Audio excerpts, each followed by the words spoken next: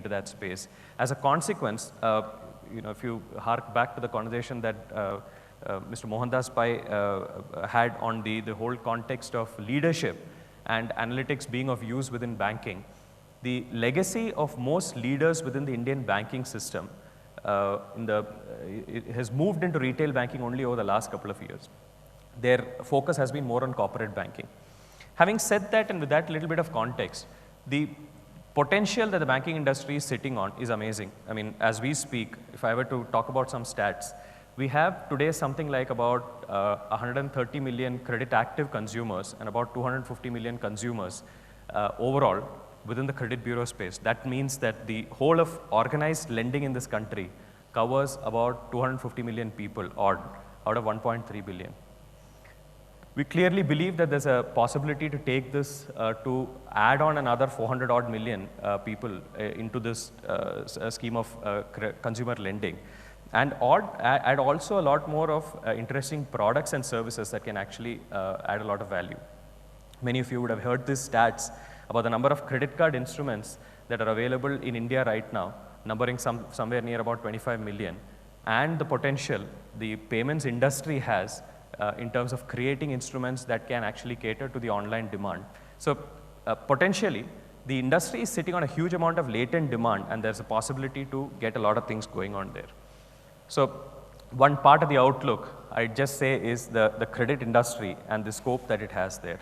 The second part to this is the fact that, as things stand, over the last year and a half, there are very few of us who would not have seen some of these bank advertisements that are talking about loans in 20 seconds and 10 seconds and so on and so forth. The whole context of online digitization of the banking processes has actually exponentially increased. This is one of the things that we've seen particularly in the developing markets. In most developed markets, things sort of go in a sequential plane. I mean, you see things going in a progression over a period of time. In developing markets, things go asymmetrically. I mean, they go flat for a period of time, and then suddenly there's a big jump and step jumps that happen in the way the market sort of grows. That's exactly happened in the banking industry as we speak. Again, in the session earlier, there was a talk about disruption that's happening in the space, especially on the payments side.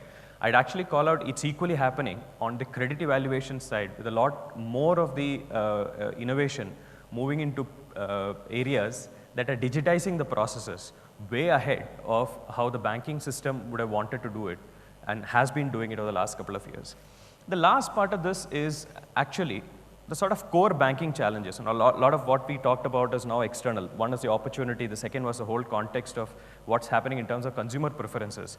There is a specific part of the challenge that the banking system faces in India, which comes from the nature in which it is put together, set in place. One, the fact that for every bank in the country, there's a mandate to have about 40% of their book in priority sector lending, 20% of which has to be in direct agriculture. The reality is that not too many banks have actually managed to set this book up profitably in the past. Credit evaluation has actually been extremely manual. They've not been able to differentiate credit well enough, and as a consequence, the ability to sort of underwrite credit and to make a good difference there has been very weak. The second part is, of course, banking penetration and the fact that there's a lot of potential there. There's a third point in the fact that the banking system, while it's sitting on a lot of potential in terms of bringing customers in, is also not necessarily at the best place in terms of the number of cross holdings. Now, why is this relevant?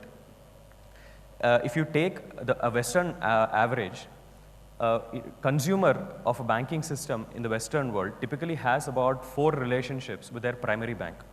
This number comes down to something like about 1.3 odd in India. This means not only are the banks having to spend a lot of time in getting customers on board at a high cost, but are not also able to leverage them in order to sell more products to them as efficiently as they should. The whole customer management challenge. The third or the last part of the challenge is on the collection space.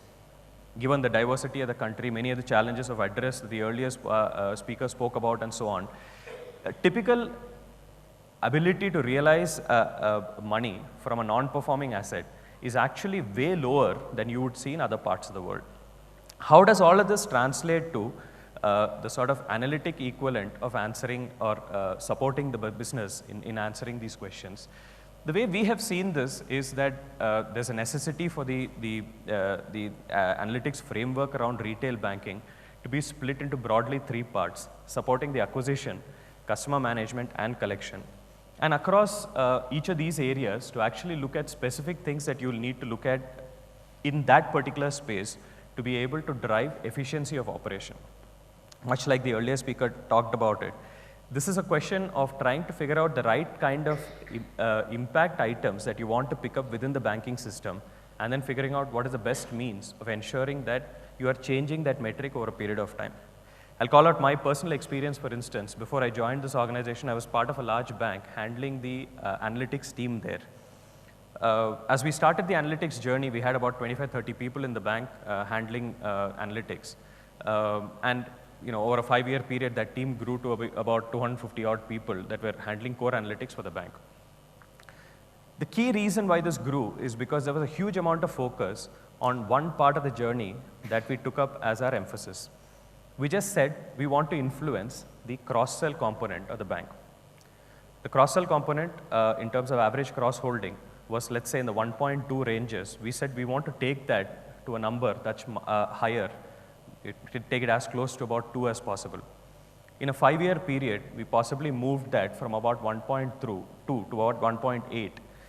But in terms of absolute return, we would have saved hundreds of crores of potential sourcing cost. The average cross-sell portfolio had risk that was at about 1/5 of the normal portfolio, which also meant that they were saving money on the collection as well as the credit risk component. This, in a nutshell, calls out the amount of impact that analytics can actually make in a banking operation. So if you take that in the context of the whole consumer journey, if you look at, for example, the origination space today, for many of us who've taken a loan in the recent past, you know the process that you go through. You submit a lot of documents, you then go through a lot of personal contact in terms of handing documents over, interactions, tense telephone calls at the time when you're actually looking at negotiating on the other side, presumably, let's say, for a mortgage that you were trying to close out, and so on and so forth. The average time that it takes in India for a loan evaluation process to close out is roughly about 15 odd days in a mortgage space. In the Western world, this can typically get closed out in about 2 or 3 days. We have proven, by the way, in India, that with the amount of information that's available, the amount of analytical models that are available, we can bring this down to a day or 2 without in any way compromising the underlying risk involved. How do you do that? Just by way of an example, the actual credit underwriting decision, if you're taking a mortgage loan, is a 4-part decision.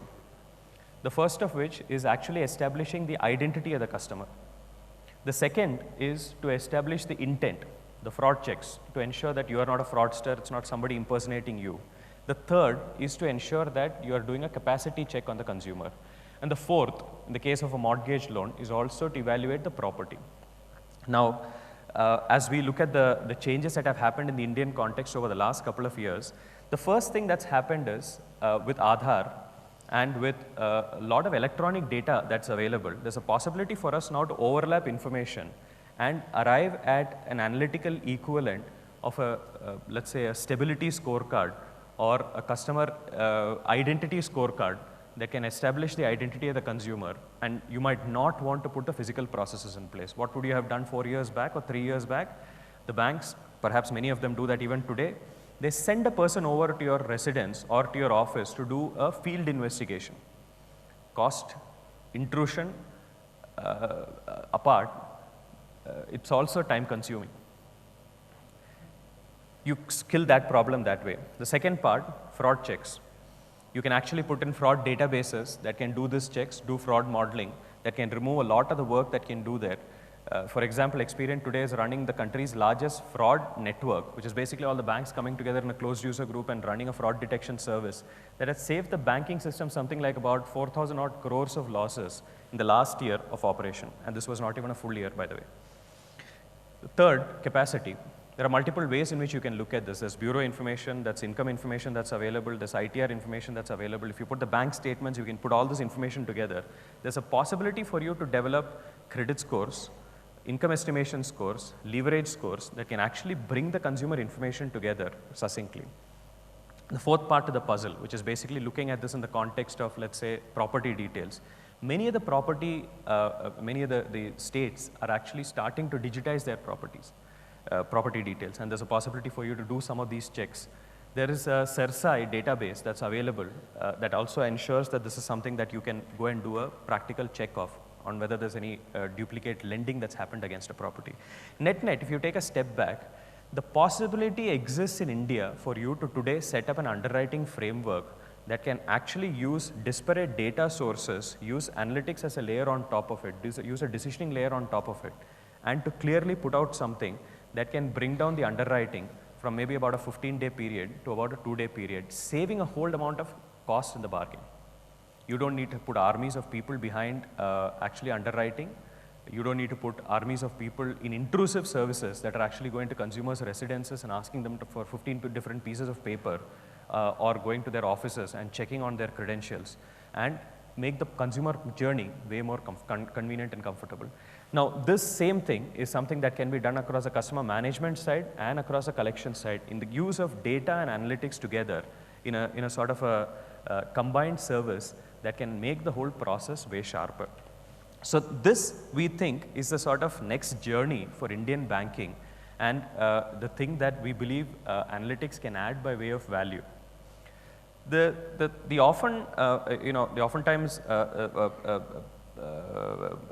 Oftentimes the issue that the banking system has had, or most people have had in looking at analytics, is in looking at it as a standalone. The reality is that analytics sort of coexist with a data continuum. Analytics develops along with the amount of maturity that happens in electronic data that is available, in data stores that are available, and maturity of data processes that are available within the organization, within the country. And the thing to do is to look at both of these in conjunction and to bring that journey together. And that, I think, makes the max amount of sense. Beyond this, I'm actually going to talk about a couple of things that we have in mind as far as the next level of the journey is concerned on analytics. The sort of traditional model of what I talked about till now was to look at analytics solution across the customer life cycle. Again, like I said, do some prospecting, find out which is the right place to go to. Once you do the prospecting, help the underwriting happen well. The exact journey that I described a little while back. Manage customer management a little better and ensure that the collection happens a little more efficiently. What is the sort of next level? Bringing together this whole point and data that I spoke about and applying the next level of analytical capabilities into retail banking. We believe that it comes together very simply in looking at analytics and data as a sort of a two-part equation, and then look at the various things that can be done in this space that can bring both of these together. Let me actually state this slightly differently. If you look at the way Indian banking system is today looking at data, they're looking at internal structured data. They're looking at perhaps getting to using external data, say bureaus, and that's about it. There's a lot more to the data continuum that's available. For example, the Indian banking system could actually partner with the telcos, could actually partner with the retail organizations to use information that can add a lot of value to lending decisions being taken. Let me give an example. If I know that 250 million consumers in India have access to credit and about 700 million consumers have access to telecom products, I can actually take the telecom transaction history of a consumer and use transaction scoring to convert that into something that can be used for credit decisioning. What does telecom information tell us? It tells us a couple of things, even if it's for a prepaid card that a consumer holds. It tells us a lot about location stability of the consumer. If I have cell tower details, I know that this is the average usage that the consumer makes. This is where he is in the morning, this is where he is in the evening. I have residence stability. I know that that's something that's been happening for the last year plus. I have the ability to be able to predict this better. The second thing that I can do is to use a transaction history to figure out the kind of transaction, let's say, reloads into his card that the person is making. And both of this information can come together beautifully into a core evaluation of a credit limit, which can translate into a payments product, it can translate into a convenience product, it can translate into a click at the end of the purchase decision kind of product with a small credit limit being taken, which can be actively monitored and increase, decrease based on the flow of information. You can do this, by the way, tangibly with also payment information that might be available with retail, online retailers. You know that somebody has no, let's say, credit history with the banking system, but he lives in the outskirts of Nagpur and has been ordering consistently online and has had, let's say, 50,000 rupees worth of goods delivered to him or her over the last about 7-8 months. This information power in this transaction history that you can convert to a credit limit that you can actually use. So on the data part, the part that the banking system is today looking at is actually very traditional resources. Internal data, bank data that I have, application data that the consumer is giving me, and perhaps bureau information that I'm using. There's a possibility to use a lot more information. You know, often the sort of next step that the bank takes is, oh, right, let's go to the other end of the spectrum and let's look at social data. Right? I can't get out of any average conversation with the banking system these days without one discussion about social data or about cognitive computing. Both of these have their value, but I think this is something that comes at the end of the spectrum. There's a lot that happens in between that can add a lot of value to the way the banks are looking at things. There is similarly the analytics sophistication. So the sort of base level is scoring and predictive modeling that's being done. But there's a lot that can be done in terms of perhaps building the next level of sophistication in terms of optimization, machine learning, and so on. So it's basically a